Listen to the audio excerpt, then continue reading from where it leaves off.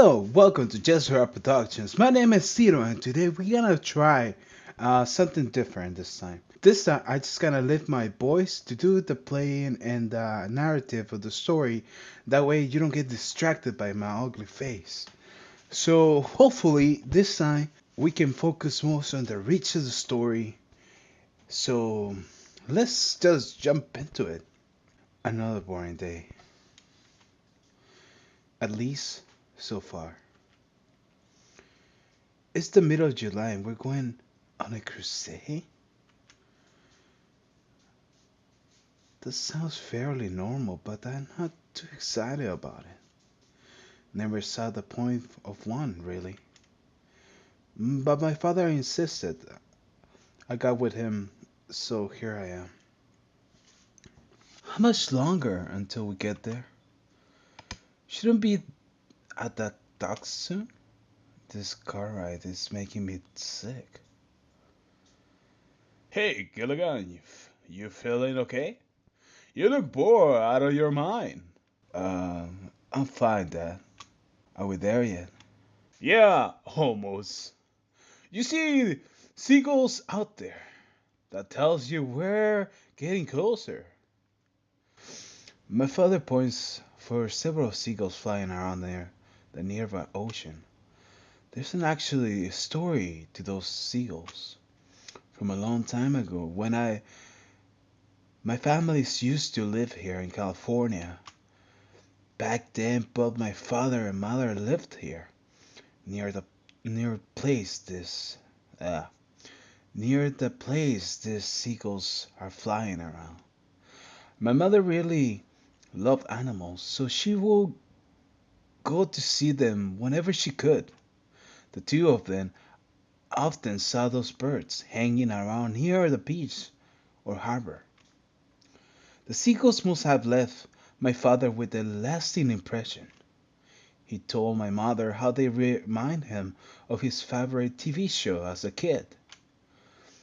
The ones about some people shipwrecking on an island.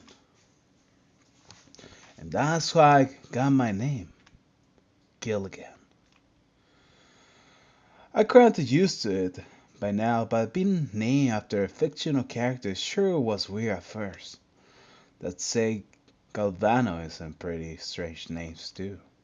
Maybe it just runs in the family. At long last, we find a parking spot and the car goes silent. Since we finally here, I'll stop my complaining. I unlock the door and step out to the pavement. The cool summer breeze greets me at the strange my muscles outside. In front of me rests an enormous cruise ship. I hasn't heard of it, but supposedly it's top notch. That's why my father booked a vacation here. Today marks the beginning of the Maiden Voyage, the first voyage a ship makes. So I left wondering how the cruise ship can be known as top notch without having made single trip. Galvano. This ship went by a different name a long time ago. Well, I can't remember it, but they refurnished the whole thing too. I almost like it brand new. Gilligan. I get it. So it's a high class ship that's been completely redone and will be the ones to experience the first cruise. How you find out about this? Believe it or not, I'm friends with the captain. We got the connections and all that. So he told me right away when the funny got enough money to get together to start out the cruise ship again. Oh, I see. I guess being the CEO does have its perks. My father is the CEO of a rather large company. It's an insurance company, so it sums things up. My family is filthy rich. However, I don't actually do anything to the company itself. At the moment, I only had the high school diploma and I begin to cruise to coursework at prestige university. Afterwards, I might be able to get something done. But for the most of my life, I've been known as a slacker. I guess that's what happens when you're spoiled. Ashamed that my high school GPA was under 4.0, my father pulled a few strings and got me accepted into his preferred university. Yeah, he's totally shit.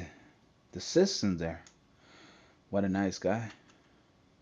He wanted me to run the family business or whatever, to become just like him and take over the company someday.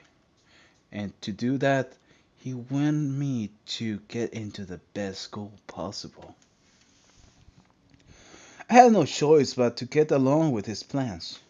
I don't know what I want to do anyway. Maybe I should become a doctor or a lawyer. Setting on my father's dream is as good as anything, I guess. It does feel like a little depressing knowing I had no clue what I want to become, though. But if I can be helped, it can be helped.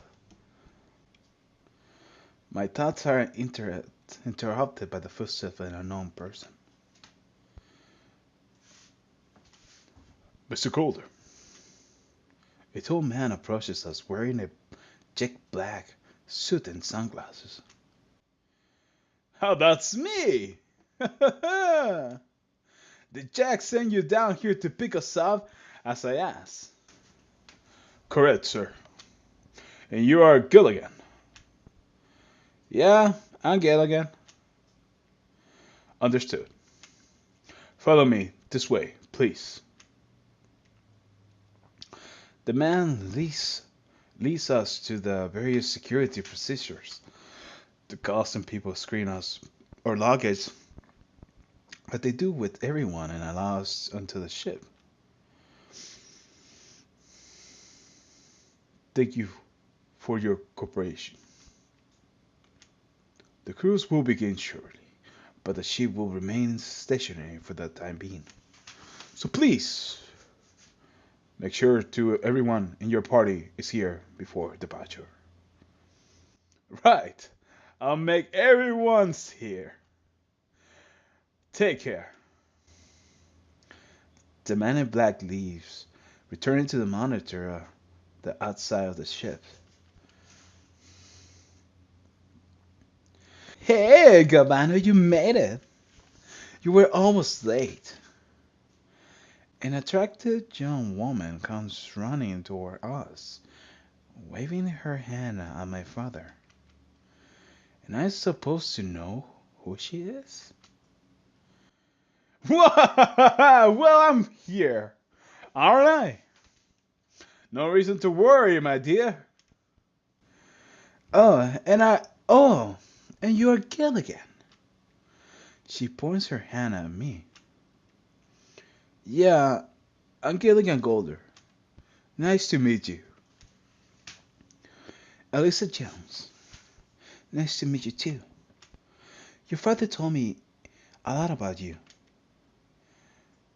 I suppose he does like to brag. I can only wonder if he saying about me is good or not. That's right, you two hasn't met before. I told you I invited all the company executive board members here, didn't I?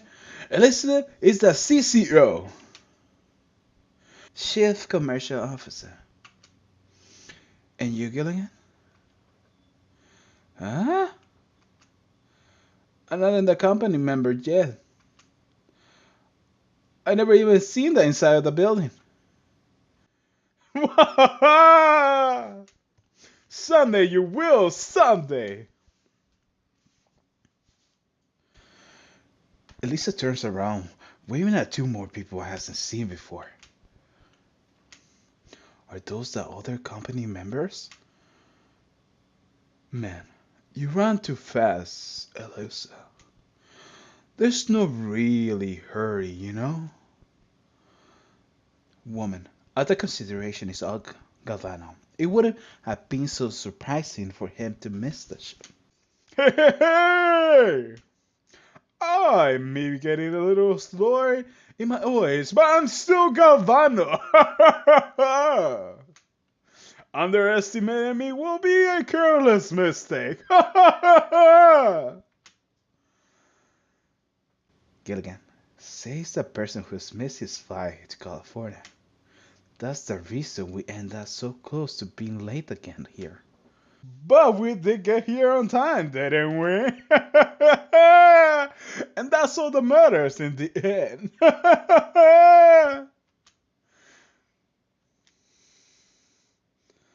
Oh, are you Gilligan? I was wondering when we'll get to meet you. Howard Yuhuan, Chief Operating Officer. Blighty Calico, Chief Financial Officer. It's a pleasure to meet you, Gilligan. The two of them stretch out their hands and I comply. Nice to meet you both. Sorry if I'm a bit more boring than my dad's stories led you to believe. uh, oh, come on now. We just met you. But I bet the end of this cruise will have a lots of fun memories. I hope so too. Do you like games, Gilligan? Yeah, I do. Who doesn't? Of course. Then perhaps we should play a little icebreaker game to get to know each other better. I can tell you all about Gilligan. You see, when he was a little kid here. Hey! There's no need to embarrass me. Howard, maybe we can save this game for later.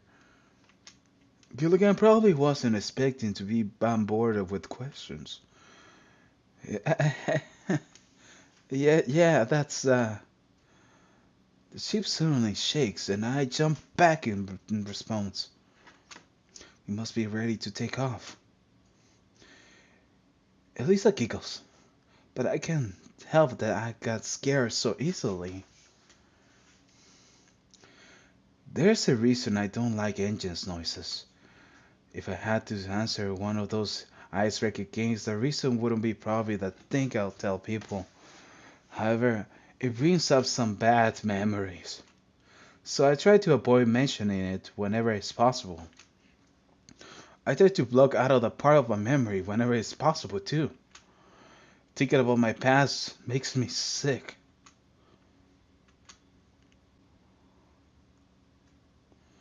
My father approached one of the suited men and asked him something I can't hear. Then the two of them approached our group. Please follow me. Mr. Calder's request, I will guide you through all ships on a short tour. It wouldn't take very long. The five of us followed the man into the interior of the ship. Bodyguard, welcome aboard the ship. Today will be the first voyage since 1962. The ship was being completely refurbished, although the layout remained exactly the same as it was 50 years ago. The first deck is off limit to passengers as the engine room, boiler room, and employees' rooms are located there. Please follow me around the second deck. This door leads to the dining hall. Originally, large parties were held here, completed with ballrooms, dances, and performances on stage. We will do our best to recreate the original atmosphere by having performers of our own. The tour continues until we finally reach the fifth deck. Mr. Golder has requested 4 rooms for you this floor. The guest rooms here are twice as large as the ones below this deck. They all contain a bedroom, sitting room, balcony, bathroom, and closet. So which rooms are ours? Room 502 through 505 are the rooms you selected during reservations, sir. They are all next to each other along this wall. Here are the keycards. The man holds out 4 keycards. Each one has a room number distinctly marked on them. Bodyguard, if you lose any keycard, you may come to the front desk and ask for an assistant. The man assigned to your floor will help you. Bodyguard, one last thing. The sick deck can be reached via the stairs at the end of the hall. From there, you will be outside the deck and you can reach the captain's room as well. Are there any remaining questions? Then please enjoy your stay. If you need anything, we will be at your service. The student man bows before exiting down the hall. He goes upstairs, presuming to the captain's room on the 6th deck. All right. Everyone will meet up in the hallway during dinner at 6. I'll also reach the VIP seating and ask for the best cook they have. It'll be an amazing dinner. The other company members nod in agreement, saying that they're farewell to us. They got into their separate rooms. My father and I will be staying in the same room. It was a last minute addition and all other rooms were taken, so it worked out like this. Luckily, there are 2 beds for us to sleep on. For that same reason, there's only 1 key to the room. It's sort of inconvenient, but I heard most cruise ships are paying, so I'll deal with this. We enter the room.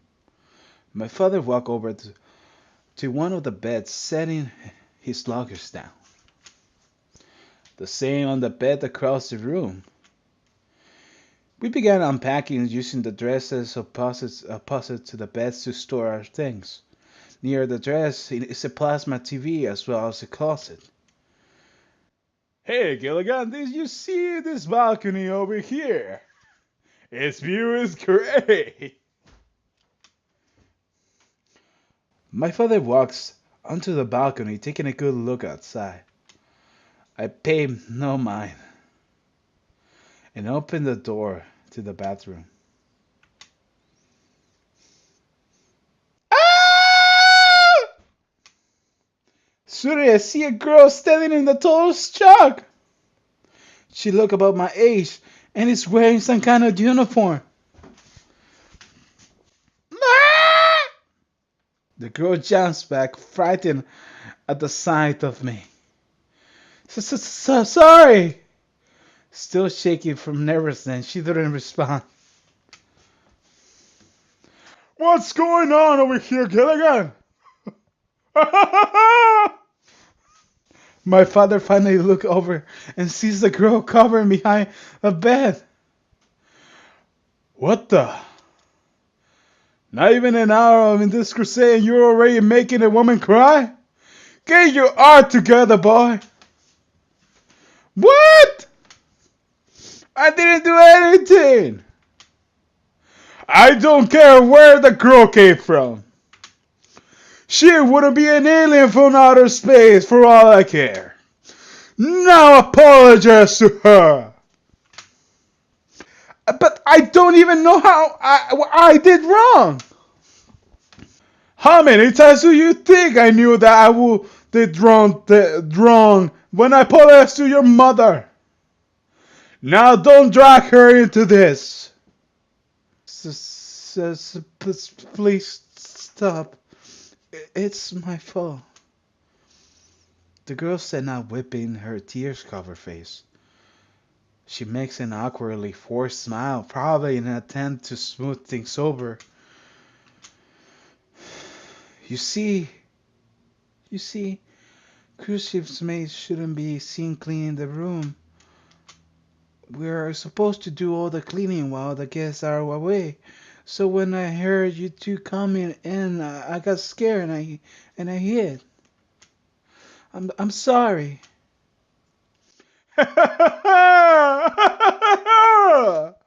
Don't worry about it, miss. Yeah, don't worry about it. In fact, I think I'll leave things up around here. It did? It did. Then as an employee of this ship, I'm glad to have make you a cruise more enjoyable. After looking at a bit of flush, the girl takes a minute to regain her composure. Well then, I should probably be leaving now. I still have a few rooms I need to clean. If you need me, just call. She waves her hand with salute and dash out of the room, the door shutting behind her.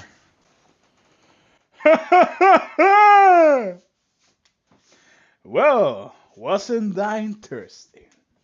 Already met a cute girl. Yeah.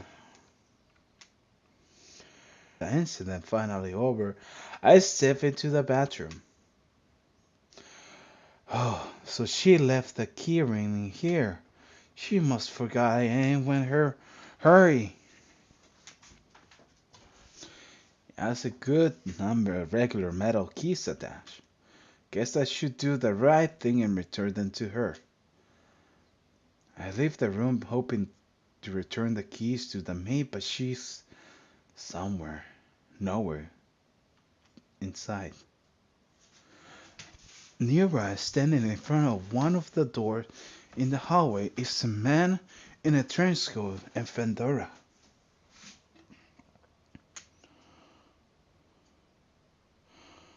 Who is this person? He isn't anyone I know.